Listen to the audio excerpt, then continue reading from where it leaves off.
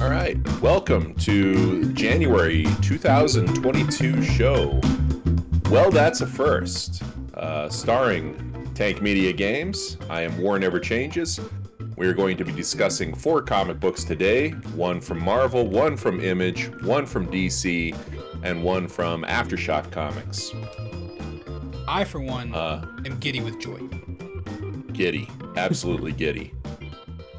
And, take it away, Tank. I'm going to take it away. Last time, we had a pilot episode last time, and listening back to the show, I thought to myself, you know what would be cool if we shot out of the gate with because I'm going to shoot out of the gate with the comics, maybe making even you mad. Who knows? I'm ready for it with a contrarian opinion, possibly. But maybe if we shot out the gate with a hearty, just meaty discussion, or maybe a quick one about a quick thing, an opening segment where we discuss 2 different superheroes or characters that come from the comics that we're about to discuss. We chose 2 characters today, Spider-Man versus Batman, but we're not going to be doing the typical, will Spider-Man beat Batman in a fight? I think you all know the answer to that question. We all do. Batman would, yeah. But Spider-Man, obviously. but that's not the question. We're going to take a little bit deeper route. Both of these superheroes are named after pests. Things that bother people. Spiders, bats.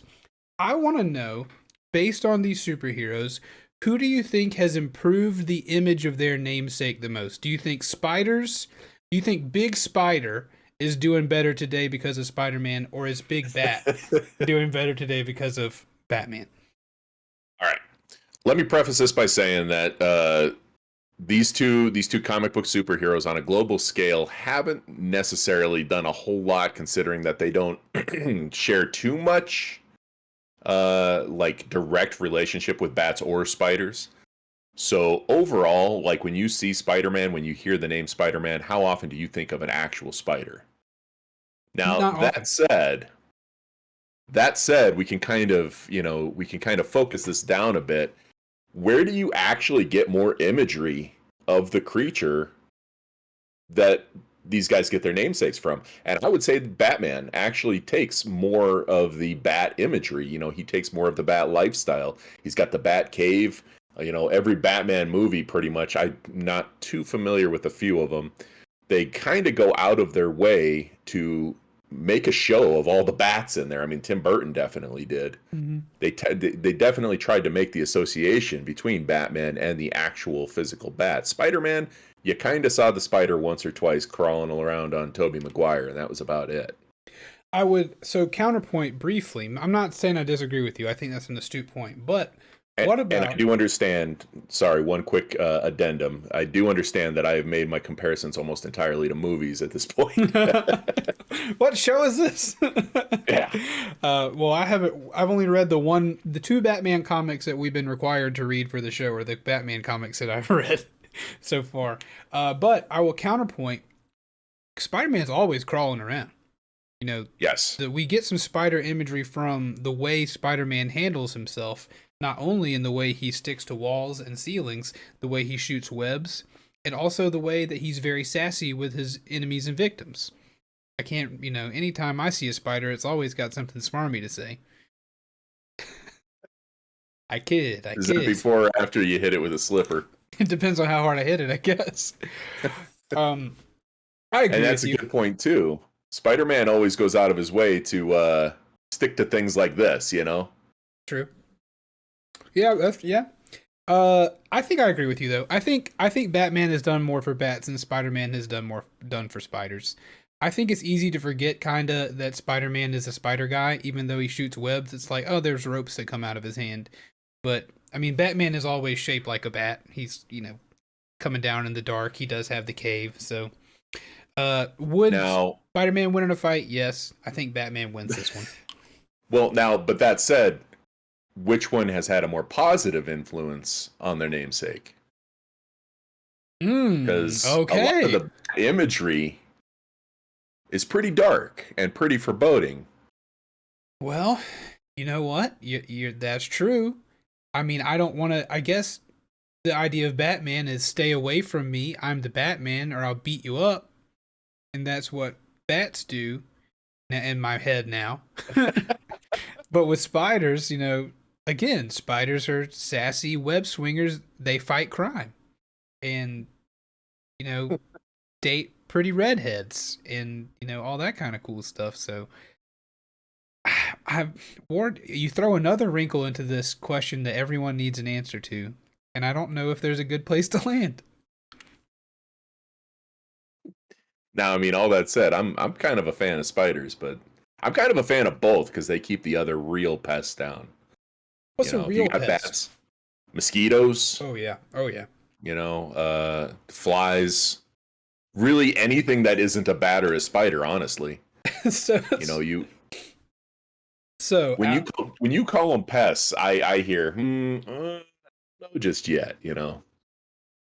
So what I'm hearing is this is a moot point. What we really need is Mosquito Man and Flea Gal, and we need those people to improve the public image of mosquitoes and fleas and flies and other things. Maybe not. Maybe we should just talk about our comic books for the day. We could do that too. Sorry, chat. I know you wanted to answer that question, but I don't know if there is one. But we do I don't all know that there is either. Spider-Man would just absolutely body Batman. That's not really a question. But moving right along. What about this first comic book of the month? Well, I have my issues with it. And when you write okay, so first of all, Bylines and Blood by Erica Schultz, Van Jensen, and Anarchy, published by Aftershock. This is a crime noir comic book set in like a post-pandemic flu, not necessarily apocalyptic, but like you could see even by the cover, you could see how everybody is kind of, but that doesn't really come up much, does it? In the comic, a little but bit. This is it's set in the Pacific Northwest, Seattle, I think, and the premise is that Satya, I think her name is a private detective who is tasked with. It's Satya, Satya. I don't know what the correct pronunciation would be, but I was calling her Satya in my head. Yeah, and she is tasked with finding the person who killed her old boss and mentor from her previous job, the one that she calls her only real job, as a reporter at a like 5th tier newspaper. It seems something that didn't exactly survive the pandemic and the jump to online media or whatever their alternative is. Or it just folded because we don't really need that many freaking newspapers to begin with. So there's your premise there. I really wanted to like this book, and I kind of still do, but I'm just going to flip to the first dialogue page here. This is a reading heavy noir. And if you've read any other noirs, like say, and I got to go straight to the big guns for this one, like Criminal or The Fade Out by Ed Brubaker and Sean Phillips. If you've read any of these, sometimes you really like it just really becomes apparent that less is more. And this page here, all this dialogue, this is a good indication of pretty much the entire book. This is a lot of reading. There is a lot going on every single page. It lacks subtlety. Nail on the head, I think there. And it's not always a bad thing, but it's just kind of a struggle to pull out those good ones. And like I said, I still want to like this book. I might pull it for another issue or two, but it's a lot. Yeah, I agree with you. So my first question to start out my opinions on this book is I am new to. That's part of the premise of this show that we're doing, is that I am new to the realm of comic books. This is less than 50 on number of comic books I've ever read. And, I knew it wasn't like a noir detective story going in, but that, for me, what does noir mean in the context of comics, or to you, or whenever you pick up like you mentioned two big ones, what are the qualities of those? What are the tropes? What are you looking for? Are they all supposed to be the same, or is there just a few qualities that are the same, or is it just because they're dark? Well, I don't think it needs to be. I don't think they need to be the same, and I don't think and I think that this is kind of, if this is meant to be kind of a break from a traditional format of the whole less is more, and then it doesn't do a terrible job of it, by any means. Like I said, I do intend to follow it for a couple more issues at the very least, just to see where it's going. But the idea is, if it's a mystery, you want the reader to kind of try to put some of that together themselves as well. And this book kind of tells you everything. Like, they don't tell you all the mystery parts, but they kind of tell you everything else. Like, they kind of just spell out every single thing that's happening in every single page. Like, let's jump ahead a couple more pages here. Sure. Oh, excuse me. I am now on page 5 here, where Satya has just retaliated against somebody who's grabbed her. And breaks his kneecap with a tool, a self-defense tool that she carries. It looks like a hammer.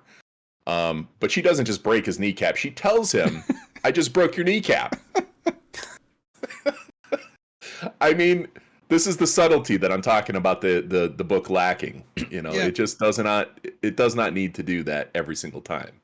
I found that, I know with stories like this, a lot of times, like, I'm a brooding detective, bad things happen to me, and, yada yada. But I feel like you still have to have a likable character, at least in somewhat, or make me care. And they didn't do it. Very much so. I felt like, there's one scene where, and I won't show you every panel here on the stream, just so, like, if you do want to go look it up. Also, it would be wrong of me to show you the whole comic, so you go read it. But there's one scene where someone walks in, the person who gives her the new job and tells her boss is dead. At like 4 different points in that scene, it talks about how this main character has a drinking problem. Like, you didn't have to say, I really needed excuse me, I really need a drink after that one. Hey, you're drinking again, aren't you? Yeah, I drink for my problems. Like, put that drink down. And then at the very end of the conversation, like, now I really do need a drink. It's like, dude, if it makes me feel like they think I'm dumb because they have to spoon feed me, like, she's dark and she drinks her problems away. And I'm like, I get it, And if you want a perfect counterpoint to that exact situation there, look at Jessica Jones. Jessica Jones wouldn't say a word. She would just grunt, maybe say the F word, sit down at her desk, pour herself some scotch, and drink it. Not a word needs to be said there to know that this is somebody with an issue. Right. And all the way through the book, for me, it was things like that were bothersome to me. And then, like, I don't know on how many occasions this character says in her own head, that's back when I used to think the truth actually mattered. Like, comes up a lot. Yawn, dude. And to top it off, what was the name of the paper that she used to work for? I don't remember. All I remember is it was The Truth. Oh, the name of the paper was The Truth. And yeah. I know the secret society we meet later, they're called the Truthers. Oh, no, it was the Herald. My bad. Okay. Because later it's the Truthers, yeah. right? Yes. I could have sworn it was called The Truth. But yeah, you're right. Either way. I just got wrapped up because that would have bothered me, or the Truther name would have bothered me too. Is like, it just all felt a little bit. You're right about Satya not exactly being likable. She's antagonistic to every single person she meets. And it seems like the only person that she ever even liked, or that ever really even liked her, is dead now. Yeah. So what else is there other than for her to fight every single person that she knows? I felt irritated reading this one because again, I'm new to comics. So when I'm reading these, I'm not only trying to figure out, do I like it, but I'm figuring out, like, do I like it because it's just a new medium, or do I dislike it because it's a new medium and I don't understand how stories are told in this medium, or do I not like it because they're not giving it to me in the best way possible? And I was like, you didn't sell me that this guy meant anything to you in this book. And I thought, oh, well, maybe that's just how comics work. Maybe I need to really scrutinize these panels or whatever. And I went back and looked, and I still came to the conclusion that they didn't really sell it to me. And we'll talk about a book in the future, in the later in the episode, where I was reading it and I was thinking the same thing. There's a similar situation where I was thinking, oh, I really do already care about this character. And you had the same amount of time to sell it to me, and you did do it. So obviously it's not a problem with the medium. It was just a problem with, I think, the way it was sold in this one. So, yeah, that's a really good point. And if you do want, like I said, a couple good examples of a good noir are pretty much anything by Brubaker and Phillips. There are some other goofy ones with a really antagonistic leading man. It's by Joe Hill. It's called Dying is Easy. You can see another book where the main character kind of hates everything and everybody hates him, and yet it somehow works a lot better, you know. And I think one of this book's biggest detriments is just that it's so wordy. You know, it's so very wordy. I did think just name some positives before I guess we leave it. I thought the art was cool. I like the way things looked. Very cool. As well as one thing I really did like is at the end of the book. I don't know if all books in this, cinematic comic universe do this. But at the very end of this book, there's like, they show you an article from the Wikipedia of this world, telling you about the city, which is the name of the city that we're in. We get a newspaper clipping about the mayor. We get a police report and it was after like the end of it was after the to be continued page, so it looked like almost like an appendix to the comic, which I thought was cool. Right. But did you catch the name of the mayor, who is obviously, or at least they want it to seem obvious that they want to make us at least think that, oh, the mayor's the bad guy. Did you catch his first name? Adolphus? Yep. I was like, that was my last, oh, come on. And that's when I closed it. There's no subtlety. Yeah. That was my last one. My last, come on. I had to close the book after that. Like, you've already put the thing out there. Hey, the mayor's probably bad. At the very end of the book, don't make his name Adolf. We get it. Oh, goodness. Yeah. Anyway, Aftershock Comics, thank you so much for this book. Yeah. I will let you know, because I assume you're not probably gonna follow it anymore. I'll let you know. I'll just, yeah, it was, or no, or, I'll do one or two more and see how it goes. Sure. That's why we keep War around, folks. He goes down into the deep when the rest of us might not want to dive. Yeah. Moving along to a comic that I did, spoiler alert, quite enjoy. If you're ready. Shocker. Shocker. He likes the Spider-Man comics. Guys. Yeah. I do like Spider-Man. And maybe you can fill in some gaps, but I'll give a brief plot synopsis of this one, I guess, kind of like we did the other one. This has been Reilly Spider-Man up until I first started reading Amazing Spider-Man comics whenever War first got me into this hobby a couple months ago. Up until I first started reading Amazing Spider-Man comics, never knew Spider-Man had a clone. Never knew it. Never knew Peter Parker was cloned. But I started in a particular arc in Amazing Spider-Man where Ben Reilly comes up, and I was like, who's that? So we're getting a comic fleshing out some Ben Reilly. Probably not the first time it's been done, but I'm excited to be a part of this one as it starts. Apparently, Ben Reilly has been traveling around. He is Spider-Man's clone. He's Peter Parker's clone.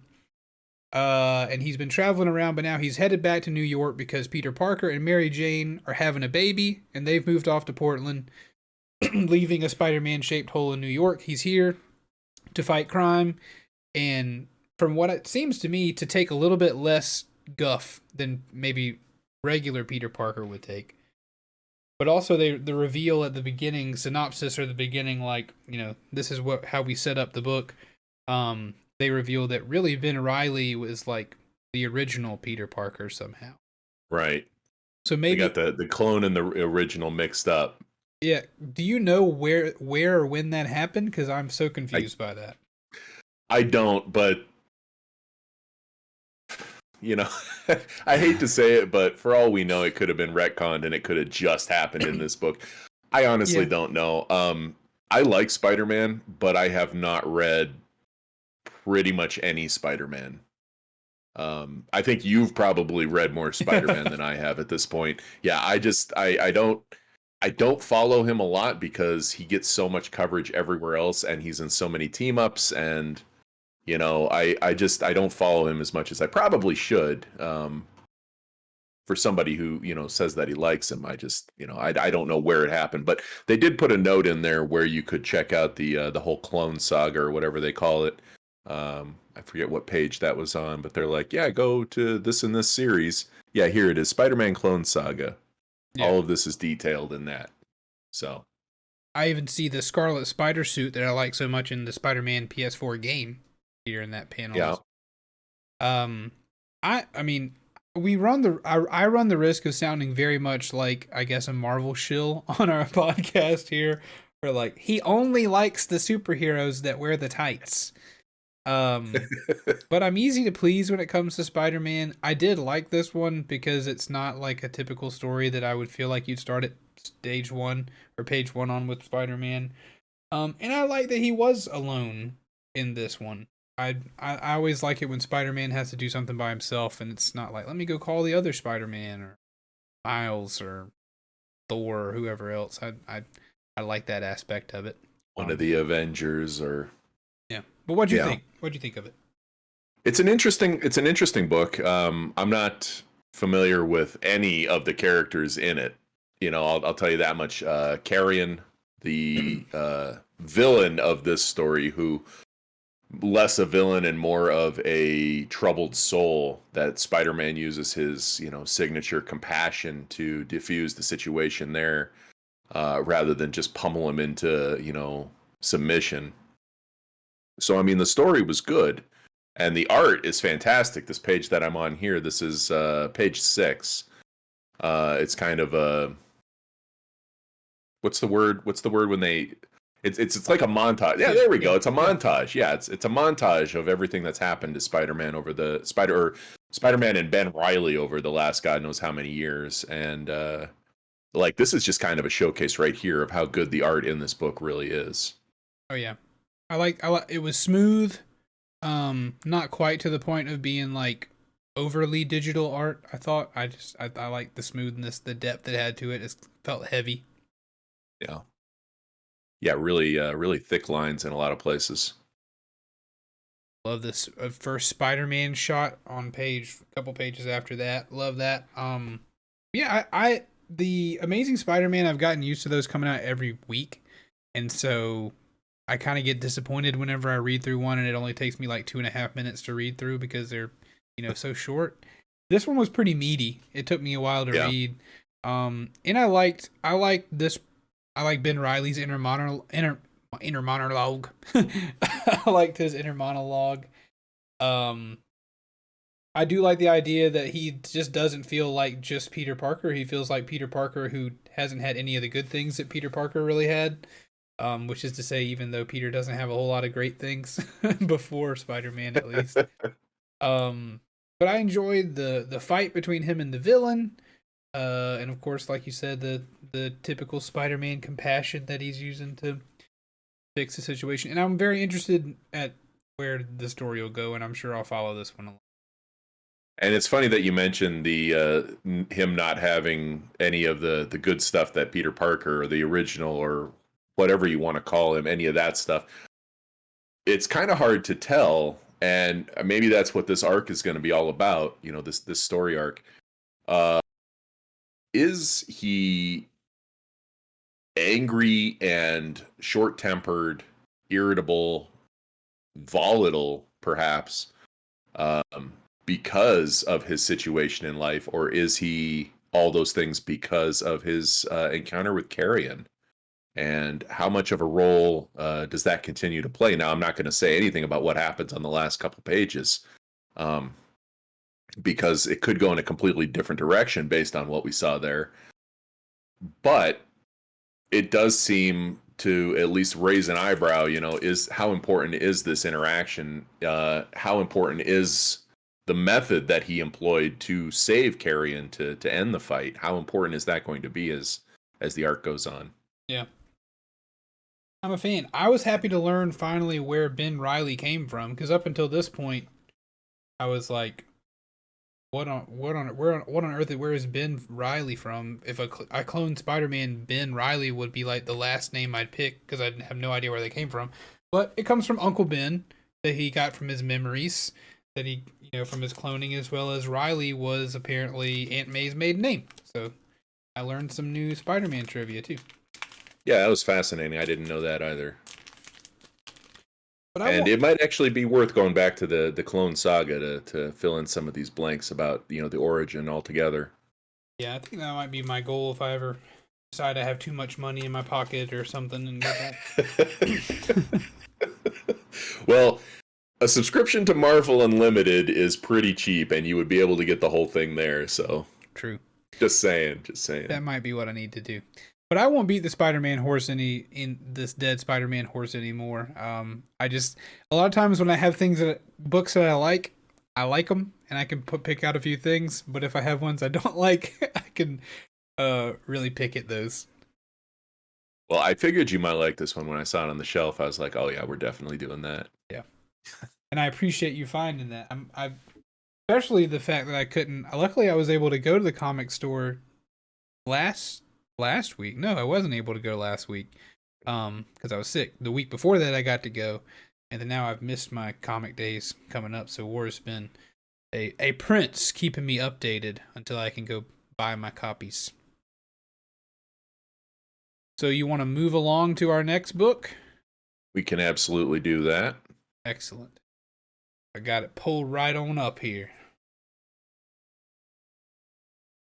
Rain, published by Image, by Joe Hill, David Boer, Zoe Thorogood, and Chris O'Halloran. And let me judge a book by its cover real quick here. When I look at the cover of this book, I can already practically taste how bittersweet it's going to be. I can already see the relationship between the main characters, and I can already see the tragedy that is going to befall them. And this is just such a good cover. Yeah. Just to give you some contrast, before I saw that cover that you have, the cover that I have is it's only bitter. Oh, Jesus. Yeah, it's just, there was no sweet on my cover. Oh, God. I was well prepared for the inside. Oh, God. Yeah. But I agree with you. This cover's great. Yeah. I'm trying to remember their main names. Yolanda and it starts with a honeysuckle. Honeysuckle, yes. I almost said bumblebee, but it's honeysuckle. Honeysuckle on the left and Yolanda on the right. So the premise is Honeysuckle and Yolanda are a couple who just moved into their new house in Boulder, Colorado, when some unexplainable, well, as of yet unexplainable tragedy called the rain happens, and anybody who's outside dies. The rain is these sharp spears, these sharp like icicles almost. Let me find a page where that happens. Yeah, it takes a while before we see one. And yeah, it just anything caught outside is skewered. You know, they're just straight up murdered, and Yolanda included, because everybody was outside. Yeah. And Joe Hill does such a great job writing horror.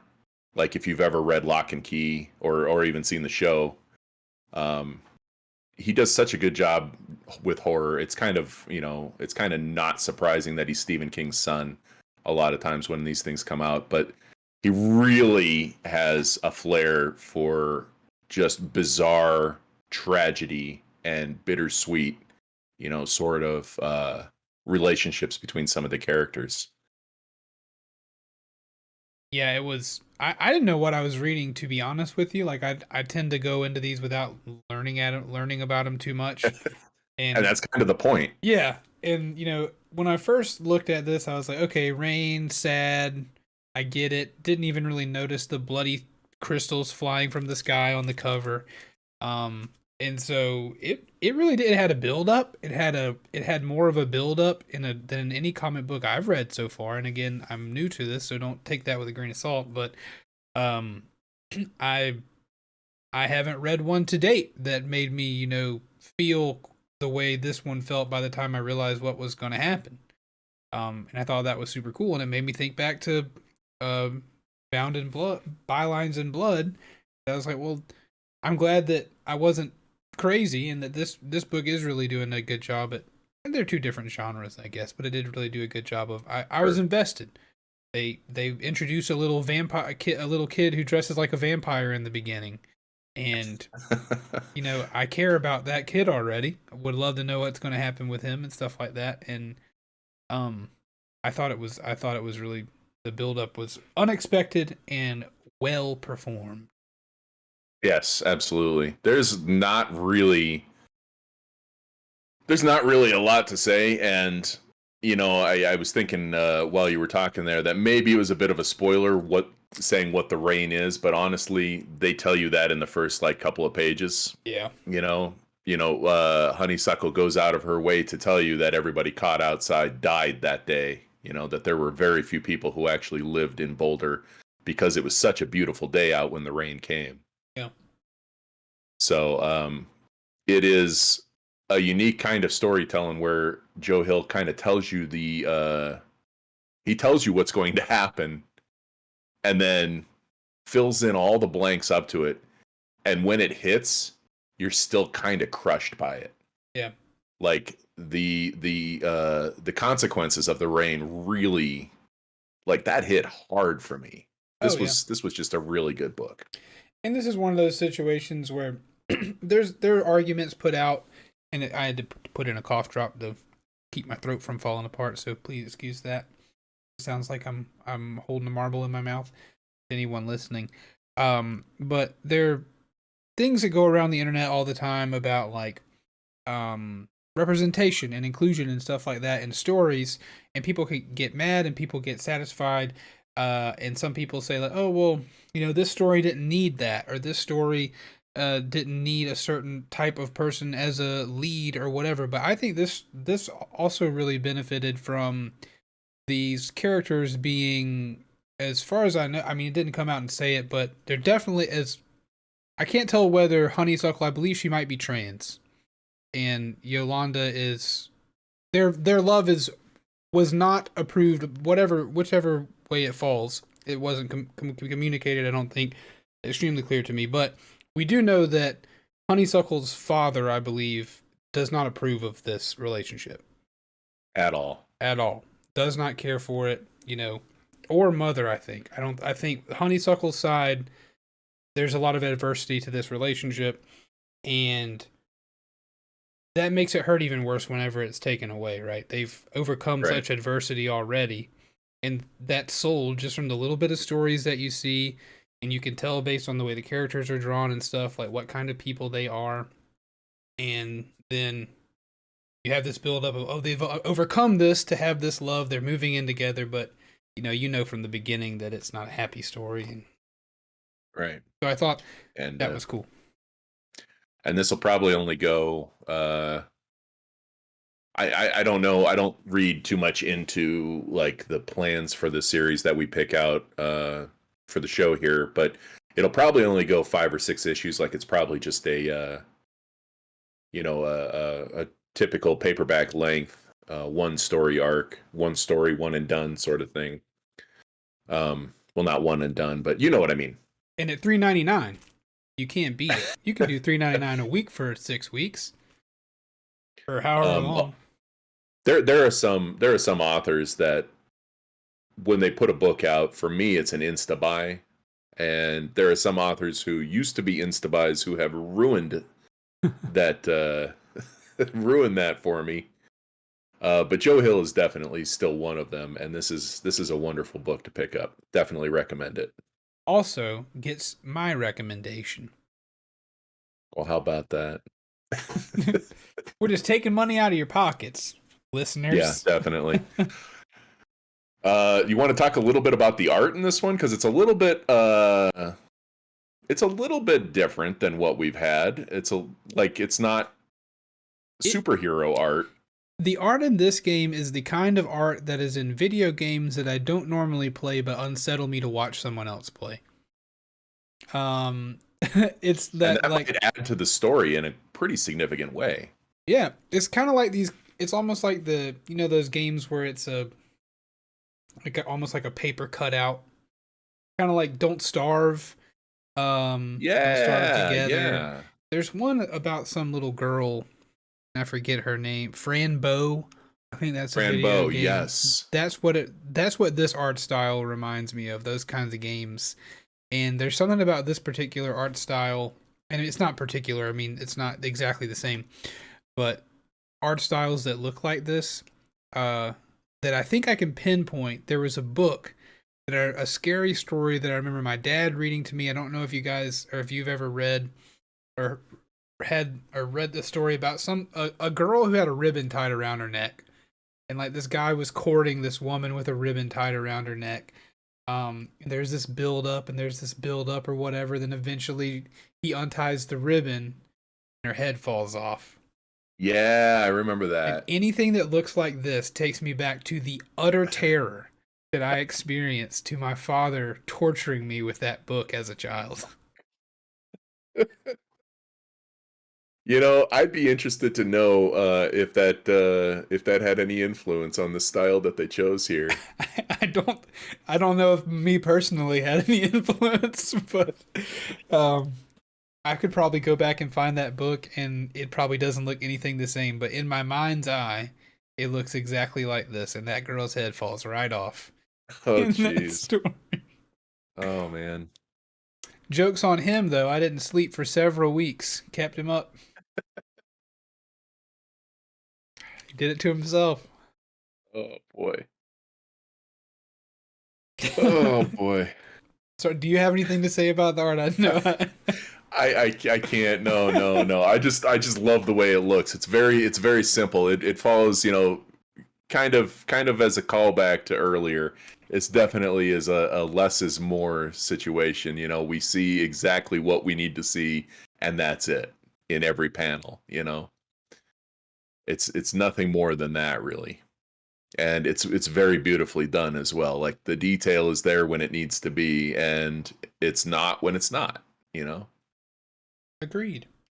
That's something special about comic books you don't normally. I mean, they are picture books after all, and it's easy to not appreciate that idea that you're saying, that there's detail where there needs to be detail, and there's not where there's not, and how that can communicate motion and whatever else. I mean, it's such a multifaceted art form, and such a complex thing that I never ever thought about until reading comics. So here I am publicly thanking War Never Changes Again for getting me into this hobby. I figured you had too much disposable income.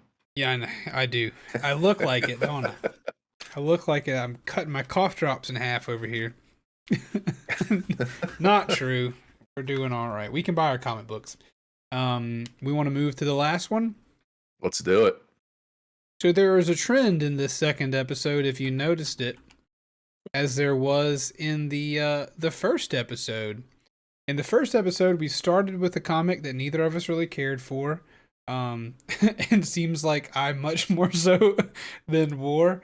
And then we're going to end this episode with, you guessed it, more Batman. More Batman. Can't have enough Batman. I'm pretty sure there's another Batman book coming out in February. I guarantee there's a new one coming out in March. There's probably a new one coming out in April. I don't think we can ever get away from a new Batman story. There are so many Batman stories out there, and they're all good. Yeah. Like, to me. Batman's the golden boy. There are definitely some bad Batman stories, but these ones, I don't know. I'm digging them. Yeah, so far these two, I mean, last time was One Dark Knight, which was probably my favorite book of the ones we read last time. It was good. It was really good. This one also very good. Certainly story-wise, I really enjoyed. Batman the Knight by Chip Zdarsky and I can't remember the man's first name. D. Giandimencio. I can't even pronounce his last name. Let me see if I can get to the actual page here. Carmine Di Giandimencio. I think that's I think that's close. That sounds good to me. And this is a story of Batman. Well, it's kind of his origin story again. And I say again because how many times has Batman's origin story been told at this point? Mm-hmm. But this is just one more angle, one more version, one more telling of how Batman or how Bruce Wayne, spoilers, Bruce Wayne becomes Batman. We're very sorry that you had to hear it here. Rather than use his billions of dollars to just dump into the system to improve things, he decides to take out people one at a, street level, one at a time, and figures he can clean up Gotham that way. Yeah. Yeah, but Batman was Bruce Wayne all along. I thought the show was going all right, and then we spoiled Batman's true identity. But what a book, huh? It was good. I think it looked great. I think, talk about the art of each one. I haven't met a comic book that I don't like the look of yet, but I really enjoyed this one. And the way it looked. I enjoyed any of the scenes where he's talking to a character we learn is Hugo, if you didn't know already. But I like in those scenes where like just Hugo's orange glasses are the most of the color that we see. Or every time you see him, his glasses have this, hey, his name is Dr. Hugo Strange, right? Yes. Okay. Hugo Strange is a pretty common Batman villain. Yeah. At this point. In fact, I think he's even the main boss in one of the Batman games. I can't remember which one. I'm not sure. They all run together for me. I want to say it's Arkham City, but that might be wrong. Yeah. I just always enjoyed any panel he was in, like, even when they've already established who he is, like, make sure that he's got those orange glasses like he's always got. So, I like that. Yeah, the art in this book is pretty phenomenal. And so anyway, we kind of follow Bruce Wayne from the time that Thomas and Martha Wayne were murdered until he's in college, I think.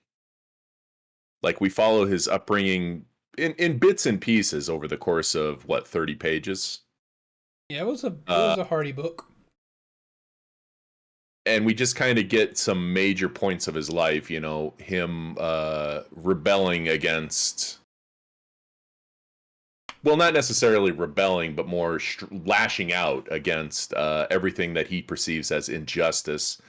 And then later the determination of whether or not he's seeking justice or whether he's seeking vengeance comes out. What is it that he is actually trying to do with his life? What is he spending all of his resources and his time and his efforts on?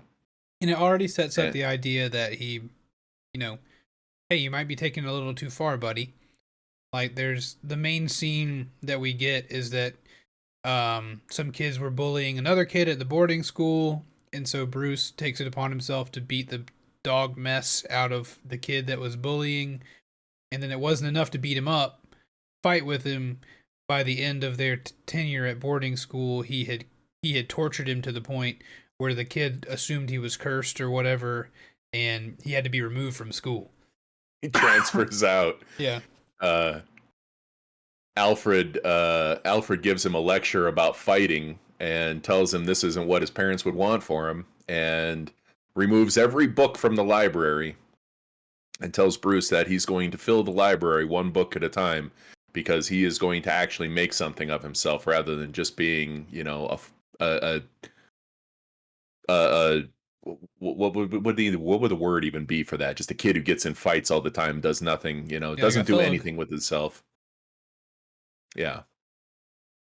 And Bruce actually takes that knowledge from those books to torture this poor kid into transferring schools. Some of the best imagery, I thought, is the comparison between Alfred, the Comforter, which you see on the 3rd page of the book, and Alfred, the angry parent, which you see on the 26th page of the book.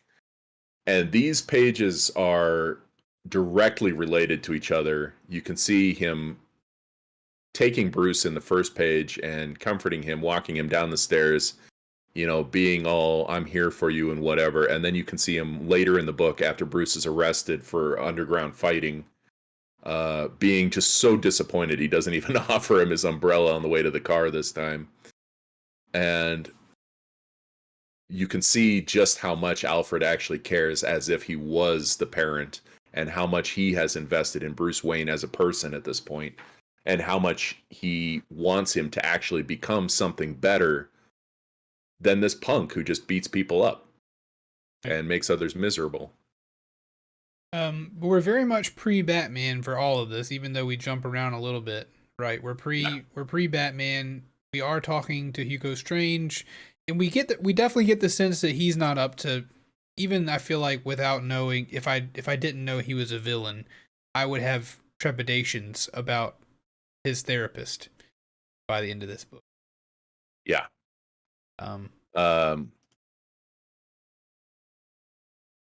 Sorry, go on. No, I think I was umming to clear the silence away from my ears. Yeah, there is no Batman at all in this book. There are no superheroes or supervillains at all in this book.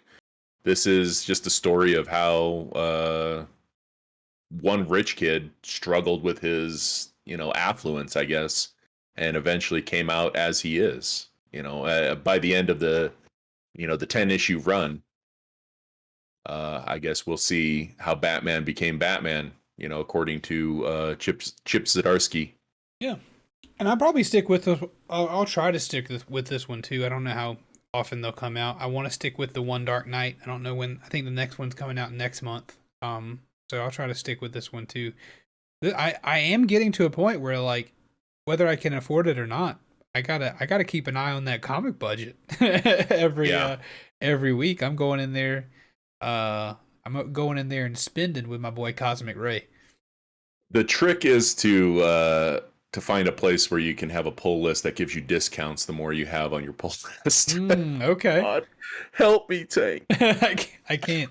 I walked in there the other day, and for those of you who have seen Spider-Man Homecoming, any of the new Spider-Mans, especially Spider-Man No Way Home, in my comic shop, he's got a big rotary display full of Lego people, and I saw cool. The Emperor with his little, force lightning hands sitting there, and I was like, you know what?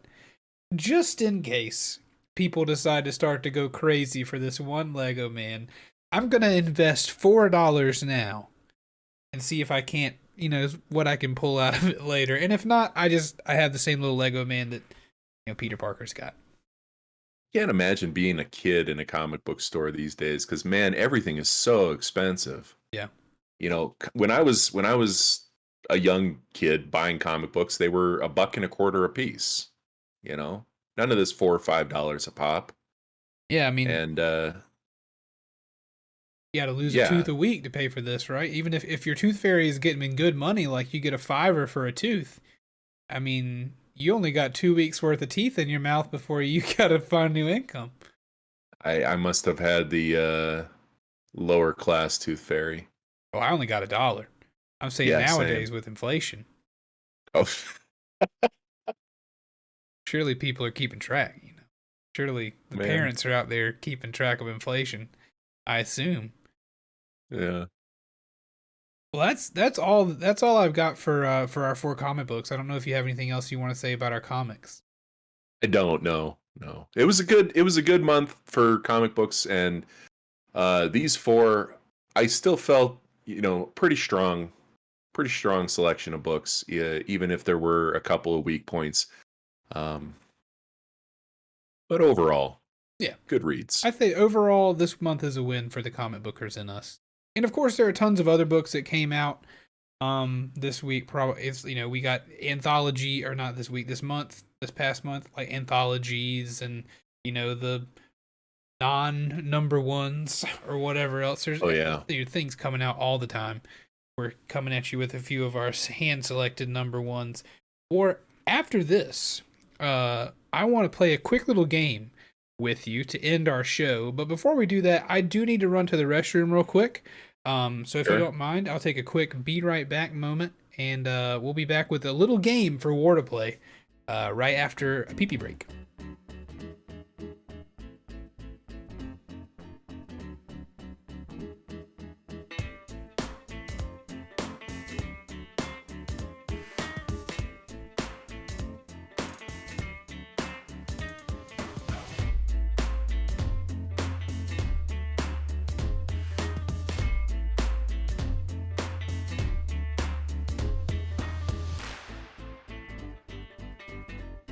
Welcome back to the show. We'll be turning chat on here soon, but before we do that, I have a little game for Mr. War Never Changes that we're going to play here. War, the benefit that chat is going to have, and chat, please do feel free to play along, keep track of your score, and we will figure it out at the end. But I do want to maybe begin ending our shows with a fun little game. Maybe not pitting ourselves against one another because there's only 2 of us, but essentially you're playing against the computer here. The reward for this is that if War gets, I'm going to ask War 6 questions. If War gets 3 or more of them correct, he will have the opportunity to make a statement, whether it be strong or mild, whatever it is. He will be able to make a statement that I cannot address or disagree with whatsoever. It is a free pass statement to end our show with. So it's very valuable. And I'm excited to see what it might be. Because I think I've got one locked and loaded for myself. Doesn't have to necessarily involve the show today. Really, you could say anything you want. I would prefer, I guess, probably should be comic related. Superhero at least related. So there you go. But the game today is Marvel or DC. I have 6 obscure characters here for you, and I'm going to ask you. So again, the benefit the chat's going to have, they're going to be able to see the character. You are not. I'm going to describe them to you. I'm going to give you a little blurb about them, and then you're going to have to tell me whether this person is a comic character, or a Marvel Comics character, or a DC comic character. Okay. All right. If you are ready. Yeah. Okay. War is ready. Our first one is going to be Ultra, the multi-alien. To describe him, I'll describe him for you. Ultra, the multi-alien. Chad is currently looking at a photo of a man-shaped person who looks like he is 4 parts, or he is one person made of 4 different types of people. I'll describe Ultra the Multi-Alien to you. Ultra the Multi-Alien is a space-traveling superhero. In his era, space travel is commonplace, and he began his career as the human astronaut Ace Arn. He was simultaneously shot by 4 aliens on a mission, each using a gun designed to transform others into a member of their own species. This caused him to develop characteristics of all 4 of those species, transforming him into a unique life form. Taking a new name from their initials and his own, he decided to become something, blah, blah, blah. Ultra, the multi-alien. That sounds like a DC nonsense to me. That's correct. That is DC nonsense. You nailed it. For those of you keeping... It's just the alien part, because I mean, yeah, there are plenty of aliens in Marvel, but that was very alien. I had to include him whenever I saw an alien. He was shot at the same time by 4 different aliens who all had a gun with the same purpose. Ow, ow, ow, ow. Oh my god. All right, moving along. Next on the list, we have Armadillo. Armadillo looks like a man who is also shaped like an armadillo.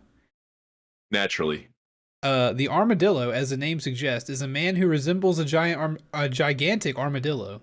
The armadillo is Antonio Rodriguez, a man who is desperate to save his critically ill wife. Antonio met scientist Dr. Carlin Malice and agreed to be Malice's test subject if Malice agreed to cure his wife. Oh boy. That sounds like both nonsense, but if I had to pick one... Now you have to play the game. Do I want to do Marvel now? Maybe I do. Or maybe I already thought that and I want to do double DC. No, I think it is a DC character. Let me take a sip before I tell you, unfortunately, that's incorrect. It is? Yeah.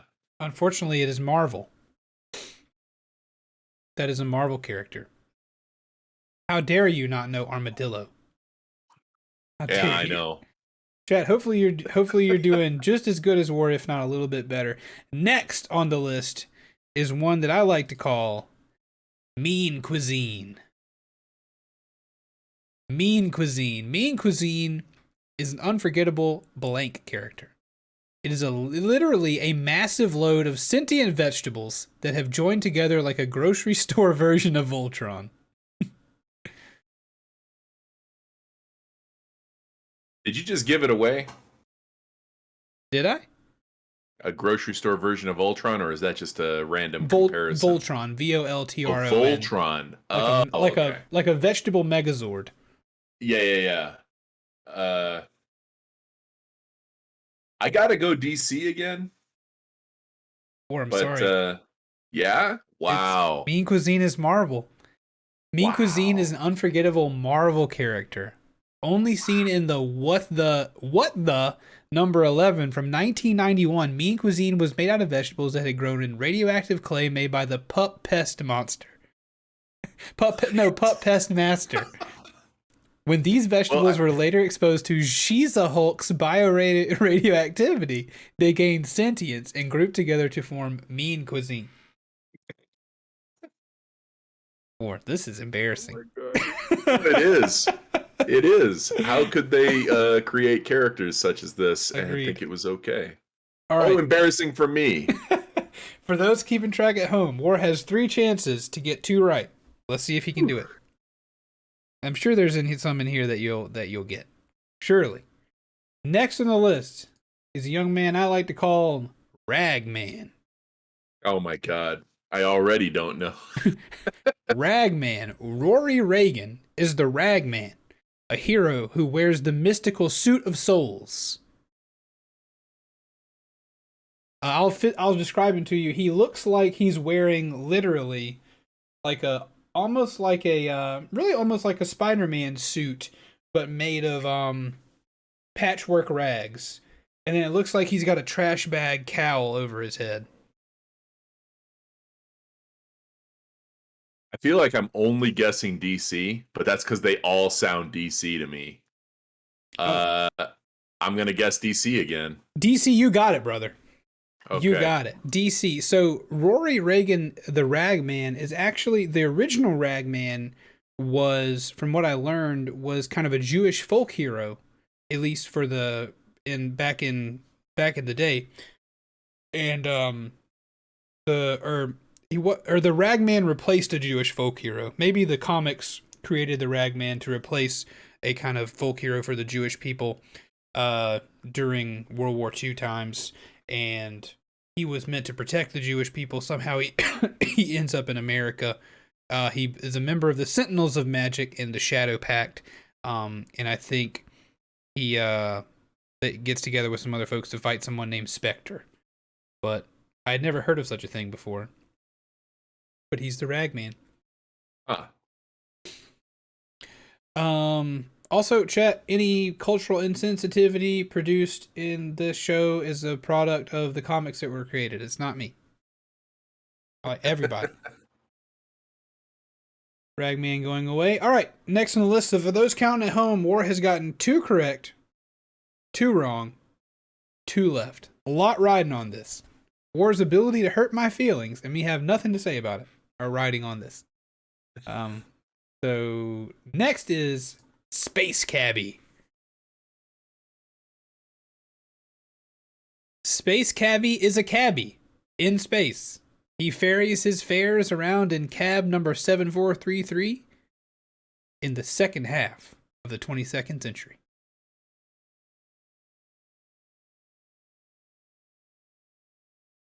He currently looks like a milkman but dressed in green. He's got some sweet leather boots and a yellow cab. Kind of sounds like a character from Invincible, but I don't know. Let's go with Marvel on that one. That's wrong, War. I'm sorry. He's DC. Oh, the one time I change it up. War, he's just trying to keep it interesting, chat. War's just trying to make it come right down to the wire. It's exciting though. Space Cabbie is indeed a DC character. Again, chat. Hope you're playing at home. I think that you're going to get this one. I don't think anything can stop this next one. Next on the list, little hero goes by the name of Hell Cow. Hell Cow. Hell Cow. Hell Cow, or Bessie, as she is also known, Of course. made her debut in Redacted in 1975. Bessie was a normal cow living in Switzerland until one day Dracula made his way through the area. Is that Mia making some cow sounds? Yeah, she is. Let's see. She even has an she even has a secret identity. Well, I can't remember now. I'm trying to think if Dracula appeared in both Marvel and DC. I know he appeared in Marvel, which would make Hell Cow a Marvel character. So I'm going to go with Marvel. Marvel is correct, War. That's why I had a feeling. I didn't know whether Dracula appeared in both. My hope was that he did to make it a little bit harder, but I also wanted to give you the full information. So Hell Cow is might have. Definitely a Marvel character. She made her debut in Giant Size Man Thing number 5 in 1975. Wow. What a beautiful Man, you thing. dug deep for these. I dug real deep. Yeah. I know everything, chat. You won't squeeze anything past me.